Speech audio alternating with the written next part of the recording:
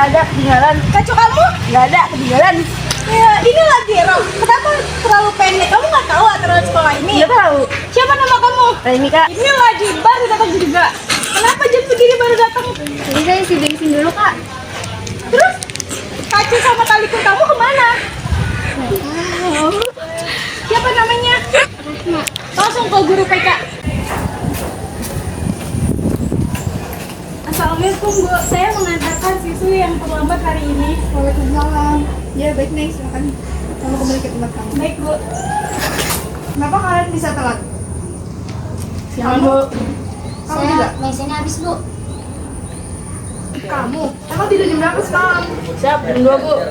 Kamu juga? Kenapa bisa telat? Gara-gara isi bensin dong? Saya nggak tahu, Bu. Kirain bensin saya masih ada. Ternyata habis.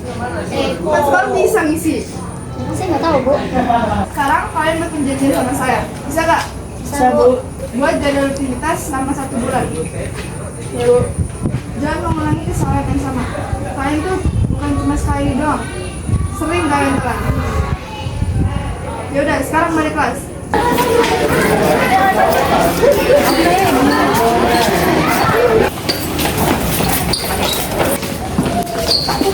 Sini dulu.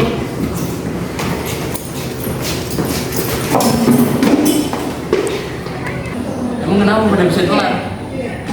BK dulu tadi. Ngapain BK? Keluar dulu sekarang. Lu nggak bisa bensin. Emang diapain nama BK? Suruh bikin rutinitas kegiatan selama sebulan. Selain bikin rutinitas, apalagi konsekuensinya? Ya, poin-poin dikurangi. Dia bisa nerima. Emang saling keluar kalian berapa? Itu bulan.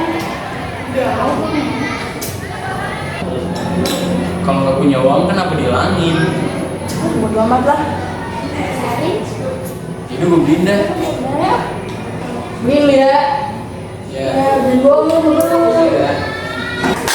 Nah, itu adalah salah satu contoh dari konsekuensi pelanggaran kesepakatan. Nah, sekarang kita akan membahas tentang konsekuensi pelanggaran kesepakatan. Yuk kita simak bareng-bareng.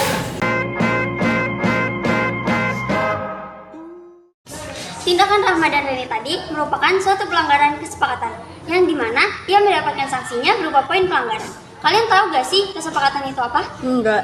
Kesepakatan adalah pernyataan yang disetujui oleh satu pihak atau lebih dengan pihak yang lain. Kesepakatan dibentuk dengan tujuan untuk mengatur tindakan yang berlaku untuk setiap individu yang berada di lingkungan di mana kesepakatan itu disahkan. Ciri-ciri kesepakatan itu ada adil, dapat ditiru oleh semua orang, dapat mendapatkan sanksi bila melanggar. Kesepakatan memiliki hubungan dengan norma loh. Karena norma adalah kesepakatan sosial. Selain itu, norma dan kesepakatan memiliki tujuan yang bersama. Pertama, sebagai aturan bersama. Yang kedua, terpandu untuk mencapai tujuan bersama. Oleh karena itu, kesepakatan dan norma harus ditaati dan tidak boleh dilanggar. Kenapa sih mereka yang melanggar kesepakatan? Tidak tahu. Itu kan? Satu, adanya ketidakadilan sosial. Yang kedua, ancaman dari suatu kelompok. Dan yang ketiga, tidak peduli dengan konsekuensinya diri sendiri. Tindakan pelanggaran tentu saja akan mendapat sanksi tergantung pelanggaran apa yang dilakukan. Ada berbagai macam pelanggaran, contohnya sanksi sosial berupa cemoohan dari masyarakat dan sindiran, dan juga penolakan dari lingkungan sekitar. Sanksi pidana, hukuman atau denda yang diberikan oleh saksi peradilan. Kesepakatan berbentuk melalui beberapa cara loh. Yang pertama itu ada diskusi. Diskusi bisa dilakukan saat ingin mengerjakan tugas. Yang kedua itu musyawarah. Musyawarah bisa dilakukan pada saat memilih ketua kelas. Yang ketiga itu ada rapat. Rapat bisa dilakukan saat membuat konsekuensi baru. Kesepakatan terbentuk karena adanya interaksi sosial di masyarakat, sehingga tumbuh dan berkembang di masyarakat. Contohnya yang pertama itu menawari makanan kepada tamu. Yang kedua menunjuk dengan ibu jari. Yang ketiga menggunakan tangan kanan yang dianggap lebih sopan. Keempat menunduk ketika melewati orang. Tahu gak apa dari dampak kesepakatan itu? Tidak. Sini aku jelasin ya. Dampak positifnya itu: 1. Hidup teratur dan tentram. 2. Meningkatkan rasa tanggung jawab. 3. Meningkatkan rasa kepedulian. 4. Bisa menghargai pendapat orang lain. Dan ada pun dampak negatifnya adalah: 1. ada satu pihak yang merasa dirugikan. 2. Adanya perasaan ketekanan.